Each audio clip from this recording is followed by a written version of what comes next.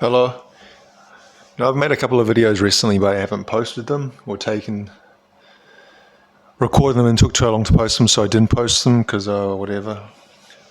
I don't know why, but maybe just not feeling it.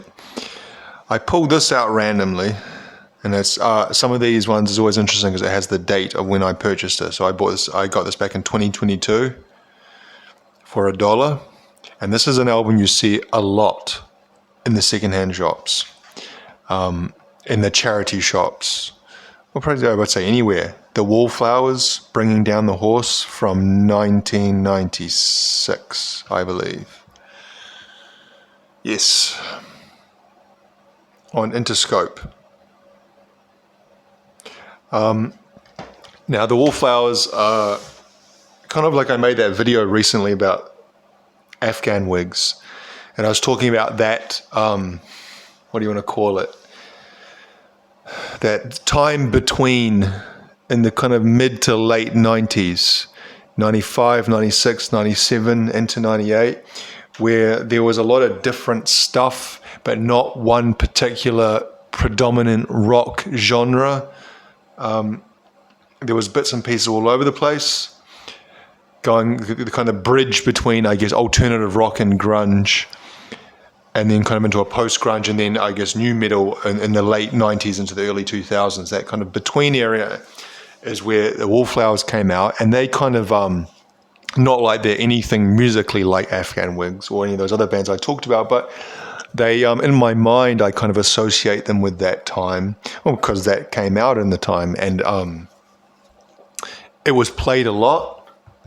The two singles, I'm pretty sure there might have been more than two singles, but there's two big singles from this album that were released, and one particular, I would say, well, was it huge? I don't know, down here it was pretty huge single.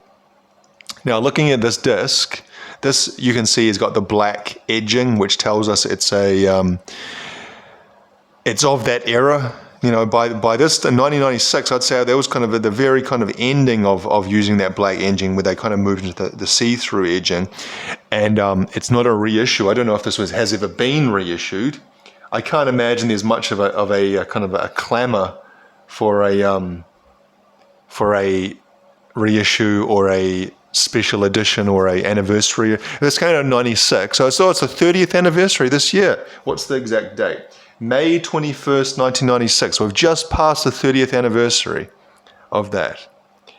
And it's funny, isn't it, how the bands that release anniversary editions, like Metallica's doing that right now. They did last year with Load, and just doing the Reload.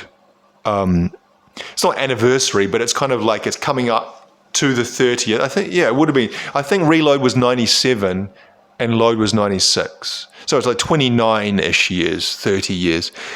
And they, I don't know what you call it, kind of like a special edition, a box set type thing. And yeah, they just re-released Reload. It was about a week or two back. I haven't looked at that deeply.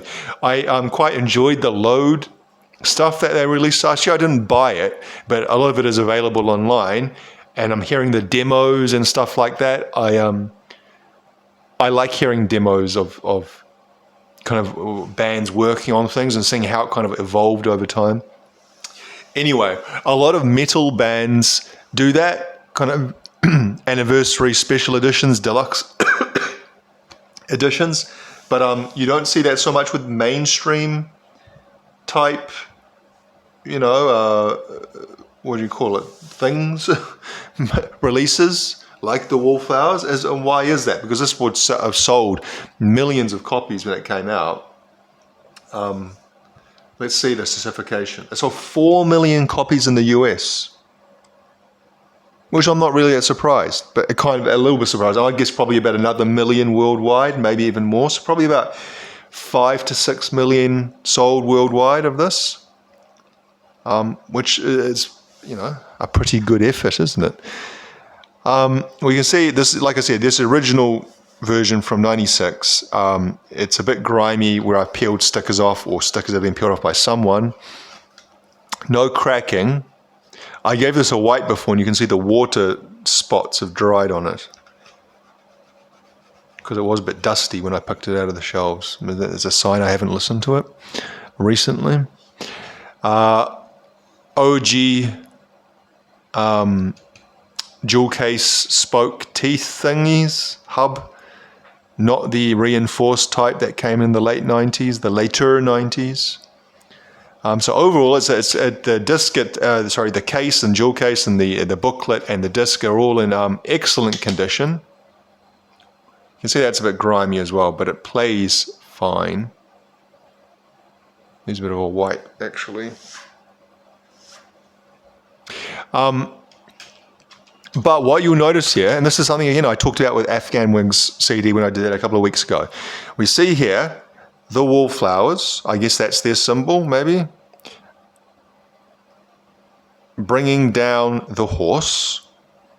Okay, and a bunch of stars. And then here we got the Wallflowers bringing down the horse and Disco Records. And then on the back, we got a whole bunch of stars, the barcode, and the kind of, what do you call that? The record company information, but there's no track listing.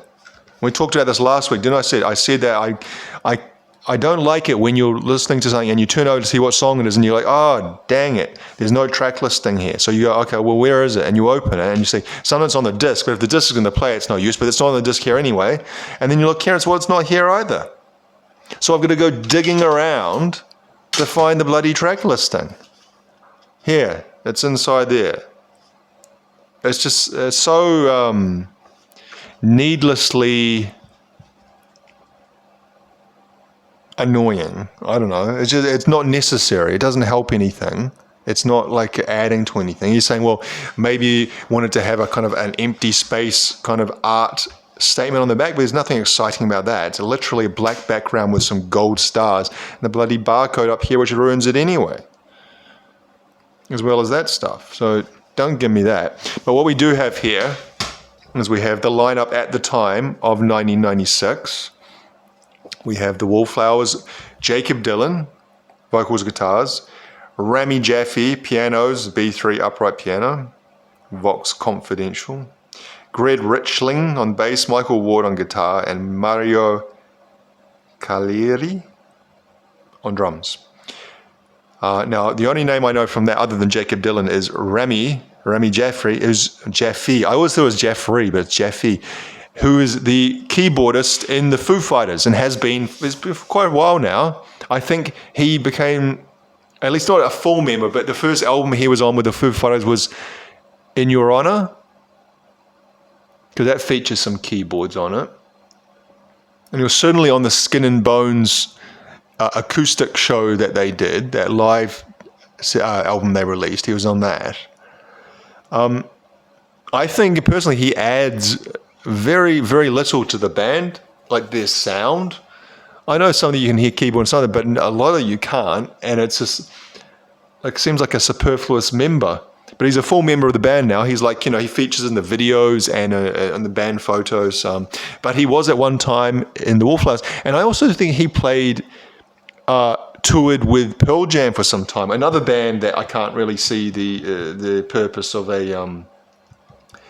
having a keyboard. So I'm just going to see quickly if I can see Rami Jaffe. No, maybe not. Maybe I imagine that he played with Pearl Jam. Why do I think he played with Pearl Jam? I'm just quickly seeing if there's anything here. Wallflowers. He led the house band on the Fran Drescher show. Do you know Fran Drescher? That's from The Nanny, with a really annoying voice. She had her own talk show, apparently, in 2010. And he was the house band, like in a Paul Schaefer role. What we see with him with David, or saw him with David Letterman. No, he never played with Pearl Jam. I don't know how I invented that in my brain. But he has actually played on a lot of albums. The Wallflowers, some of these, I'm not going to say the ones I've never heard of before. There's a lot of ones here I haven't heard of. Victoria Williams, that sounds vaguely familiar. Everclear, he played on Everclear. So Much for the Afterglow. Soul Asylum, Richie Sambora. Foo Fighters, Grantley, Buffalo. Yes, the first, he played on Skin and Bones and In Your Honor by the Foo Fighters. Coheed in Cambria, he's playing all over the place. He's like a go-to gun, but never with Pearl Jam. So I don't know why I imagined he played with the Pearl Jam.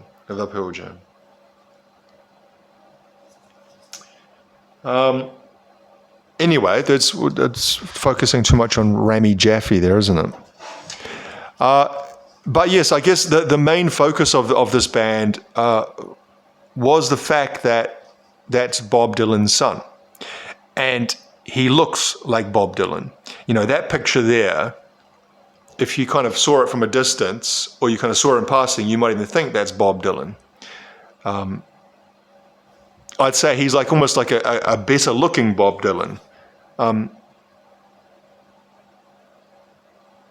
There he is there in the background.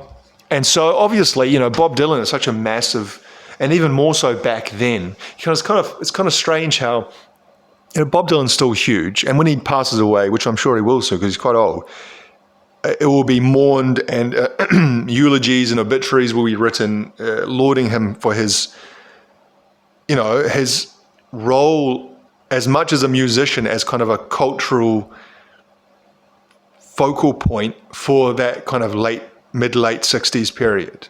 You know, if you think of that period and all the kind of social changes and all that kind of stuff, Bob Dylan is so heavily associated with that. And so, yeah, even though time has passed and, you know, he's a lot, you don't see him about him as much as you used to, although I think he still tours. When he does eventually go, it will be a big deal, just like it was when David Bowie did, or you know, people of that generation. And saying that, he is, you know, because there's younger people who don't even know who he is. But back in the late 90s, which is 30 years ago, his position was more mainstream. And I think this was just before, what was that album he released? Time Out of Mind? Or am I mixing something up there? I'm going to have to check that now. Well, I don't have to. He released some albums in the late 90s, like the one with Lovesick on it and stuff like that, that were kind of reinvigorated his career. I think he won a Grammy for one of them or both of them. And I think one of them kind of was like heavily, you know, lauded critically. It got kind of, you know, was seen as like this amazing return to form. After he did kind of have a bit of a... I'm not the hugest Dylan fan, and I'm not super familiar with his work through the 80s. But from what I've read and the little bits and pieces I've heard, he kind of did have a bit of a shitty period during the 80s and early 90s, maybe. Apologies if you're a Bob Dylan fan and you would disagree with that, but that's just from what I've taken from. I think he became a born-again Christian for a little while there, and his music kind of reflected that. Not that should kind of necessarily determine the quality of your music if you know, give your life to Jesus Christ. But my point in all that is that, yes, obviously his son starting a band, it kind of had a bigger kind of effect. It had more cachet in the media and in the popular consciousness in 1996 than it would have in 2026. And so that it was spoken about a lot. You know, it was it just, you know, I think kind of like they did with Jeff Buckley when he was kind of coming around, how his father was talked about a lot. Well, you know, Bob Dylan is echelons above what Tim Buckley ever achieved, or how famous Tim Buckley was. So you can imagine. And also, like I said, just how Jacob Dylan really does look a lot like his father. Like I said, like a good-looking version of Bob Dylan. There's the rest of the band. Now, I was reading, that guy there is the guy who did the guitars. Was it Michael Ward? And he died recently, 2 years ago, I think, at a relatively young age, which is always sad to kind of, when you're kind of researching about these bands that you haven't heard for a long time, Not that he was a main player. I think he had left the band many, many years before that. But just seeing, someone dying young, you always kind of don't ever like to see that, do you? I'm trying to see if there's any names in here that I recognize. No, I'm sure there is if I read slowly, but I'm not going to read slowly because that's not very interesting for the video, is it? Produced by T-Bone Burnett.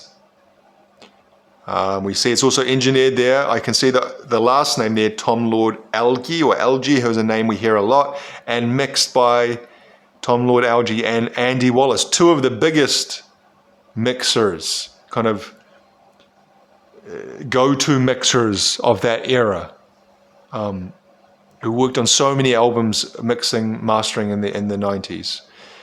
Recorded at Sunset Sound. All songs by Jacob Dylan. Adam Duritz. Now, Adam Duritz is the guy from Counting Crows, and he appears on 6th Avenue Heartbreak, which was the other single. I haven't even mentioned the songs ever. The songs were One Headlight, which was, as singles go, it was a pretty huge song, and it's still, you hear it regularly on classic hits radio, not even the classic rock radio, but classic hits radio that, plays hits of the 70s, 80s, 90s, and today. Those kinds of stations, you hear One Headlight fairly regularly. 6th Avenue Heartache was the first single, and I actually quite like that song. And yes, Adam Duritz, am I pronouncing that correctly?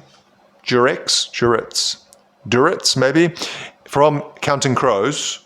He is backup vocals or co-vocals or guest vocals. You don't really hear him strongly, but he is in it. And Counting Crows is a band that you would really associate with the Wallflowers, because that same kind of sound. How do you even define that sound? It's actually, that's interesting. I see. What do they call it? I'm saying, because they always have a genre. The Wallflowers, and they call it rock, roots rock, alternative rock. Yeah, I guess so. And what do they call Counting Crows? They call them alternative rock, roots rock, and pop rock. Well, there we go. Basically the same genre. And the other one I was thinking of was Matchbox 20. They come a little bit later, I think. Like maybe a year or two later, whereas these guys were more kind of mid 95, 96, 94, 95, 96, I think, of Counting Crows, and 96, obviously, Wallflowers. And so for Matchbox 20, they say pop rock, alternative rock, post-grunge. Okay. Now, what year did that? Okay, so Yourself and Someone Like You, that came out the same year as this, 96. So it is the same era. So those three bands there, really kind of non or unoffensive rock, radio-friendly rock. All three bands sold millions of albums, but all three bands, you'd say, because they were mainstream, they don't have a kind of rabid fan base. Although saying that, Counting Crows toured here last year, and I'm pretty sure they sold out Spark Arena. Maybe they didn't sell it out, but they played Spark Arena, which if you play Spark Arena in Auckland, that means you're still doing pretty well. You see that. It's interesting seeing bands come through. Like, for example, John Lydon and PIL, Public Image Limited, are coming here in January next year. And they are playing the Power Station. Now, obviously, PIL was never a mainstream act by any means, but they're hugely influential. And the Power Station holds like 1,000. It's like kind of, I guess, club/theatre size, 1,000, maybe 1,500 max. Whereas Spark Arena is a proper, basketball arena, and depending on the configuration, like I saw Deftones there earlier this year, sold out, and it's like, I think there was 12,000 people there. I think if they retract certain seating or move the stage, they can fit maybe 15,000. And sometimes they kind of curtain off some of the seating, so maybe more like kind of a 8,000. But anyway, if you're playing the Spark Arena, it means you're doing relatively well. So the fact that Counting Crows can still come here in 2026 and play that venue kind of surprised me a little bit, to be honest. What else have we got here? Bleeders, Three Marlenas, The Difference, Invisible City, Laughing Out Loud, Josephine, God Don't Make Lonely Girls, Angel on My Bike, Wish I Felt Nothing. Just like I was saying, like describing it as kind of unoffensive, or it's kind of, I think, a little bit forgettable. It's not a bad album, and actually some of it's quite enjoyable. And I'll tell you, back in 1996, 97, I had a point there where I really liked that song, One Headlight. But I think I've heard that song so many times that it passed that point where I would say I'm beyond sick of it now. But I could put on 6th Avenue Heartbreak and actually quite enjoy that song. Or Three Marlenas. Or what's another song on this that thing's okay?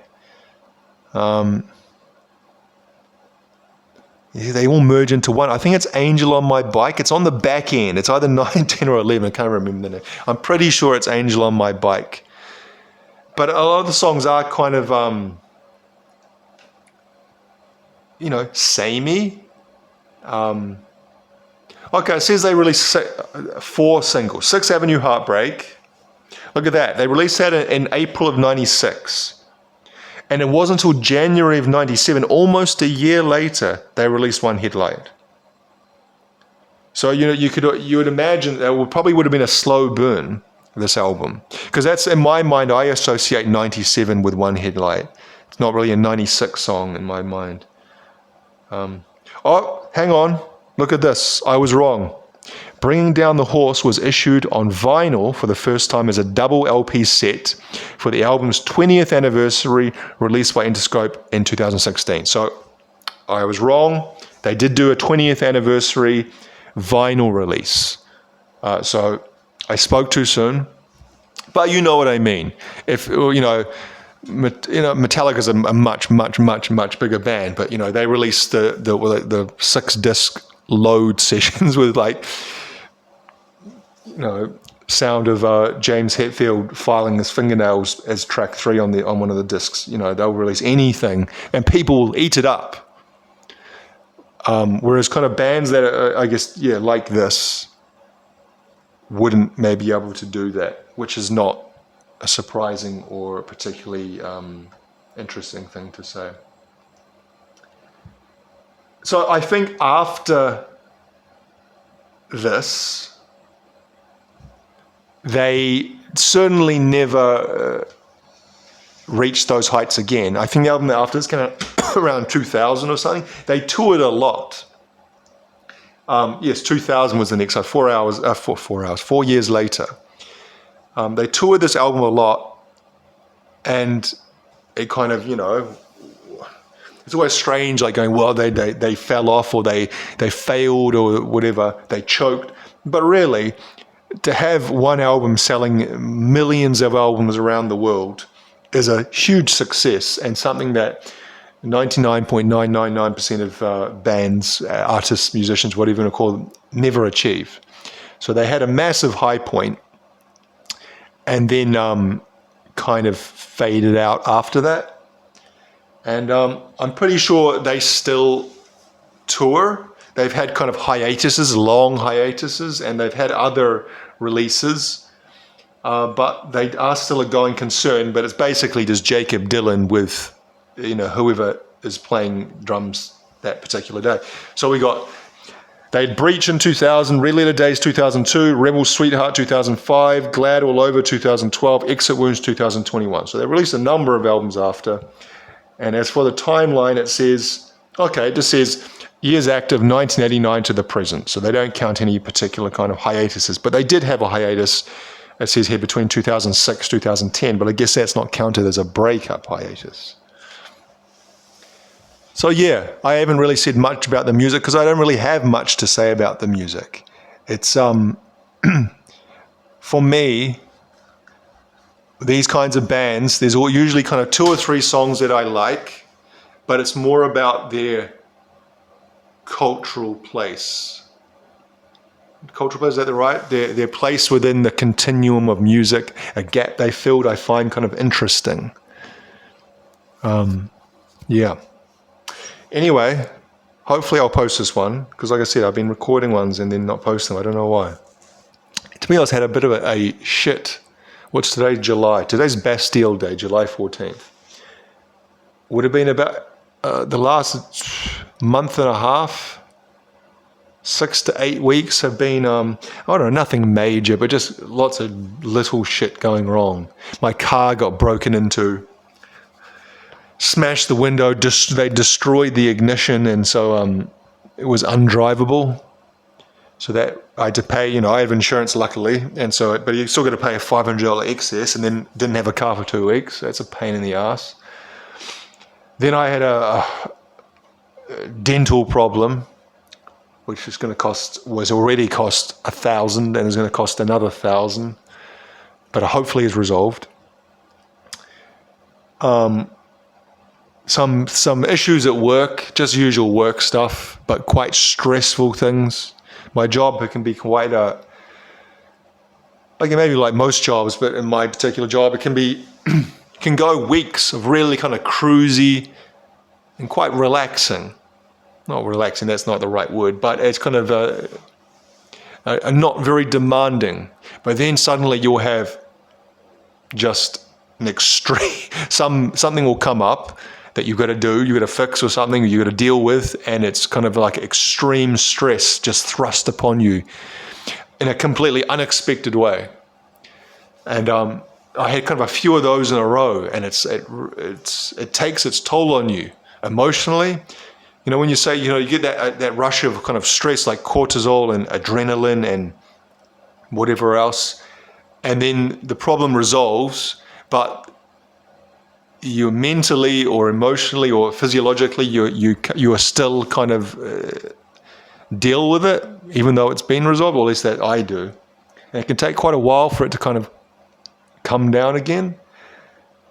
And then my son was sick, and it's winter here now. This is like going to be a moan session. My son was sick, and he wasn't even really sick, touch wood, but he gets this cough. I talked about this last winter, and probably the winter before as well, because it happens every winter. He'll get a very minor, mild, typical winter cold virus, a little bit like a sniffly nose or maybe a little sore throat. But then he'll have this cough, and the cough will stay around for like a week at least after the virus has cleared up. And it's just incessant. And it's particularly bad when he goes to sleep, when he lies down. And it's he gets these kind of like coughing fits to the points where he throws up. I thought he had actually got past that, because that's what the doctors, he's been to the doctors numerous times, and they would say, well, it's a post-viral cough. He'll grow out of it once you kind of, your anatomy opens up a little bit as you get older. There's not everything so squashed into you because you're an old kid. I thought he was over the vomiting, the gag kind of reflex, but no. On Sunday night he vomited, and it's not like a proper vomit. It's just like, and it's like from the coughing, that like the kind of the muscle spasm around the I don't know where it is, the gullet or the larynx or something. And more than that, I think like humans are evolutionarily wired to react to children's coughs. It's like a baby's cry. Obviously a baby's cry, no one likes that, but it kind of really cuts through you. It's kind of, the sound of a baby's cry is different than other things.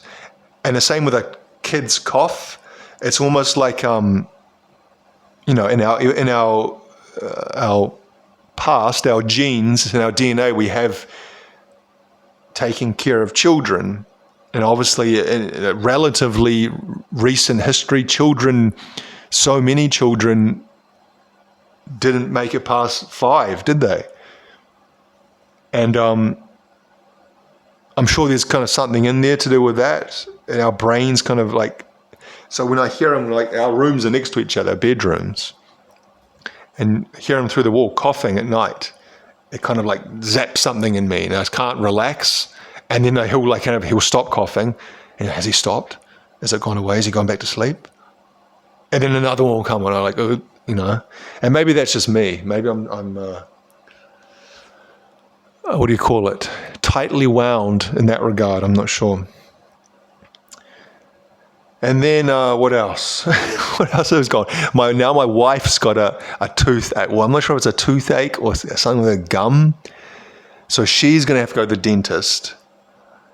And it says whenever you hear dentist, and I'm sure it's the same in wherever country you're listening from, you hear dentist, you hear cha-ching, you hear money, because they are really expensive. Even for relatively minor things, it's a few $100s. And if it's anything not minor, it's into the thousands pretty quickly. And only upwards. So that's to worry about. And I am a bit of a warrior, as in not a warrior as in a W-A-R-R-I-O-R, but a W-O-R-R-I-E-R. Is that how you spell warrior? Yes. I worry, I assume, I catastrophize with a lot of things. One of the reasons why I started doing this channel was kind of the general ball of anxiety and like catastrophizing. And I've talked about this before. I think I did a video once where I got some blood test results back. And I talked about how it stressed me out. It was fine. Everything was fine, as it always is. There's a thing that's like, and I'm a little bit better than I used to be, is that I used to assume the worst, expect the worst, in really quite stupid ways. But I'm better than that now. I've kind of learnt, partly because my son, and I make it extra effort not to do that in front of him and not to kind of show that to him. But also going through things so many times and then realizing that the bad thing doesn't happen, my brain got to a point where it was like, oh, maybe you don't have to worry about these things. Even if something does happen. So even if my wife goes to the dentist and they say, oh, yep, sorry, got to do this, that's such and such thousands of dollars. Well, okay. We just deal with it. And the dealing with it is actually a million times easier than the stupid worrying about it before. But you know that intellectually and logically, your brain comprehends that. But at the same time, that kind of the nervous system does its own thing. And so it's, yeah. Anyway, we'll leave it there. Good chat. The Wallflowers, 1996. Bringing down the horse.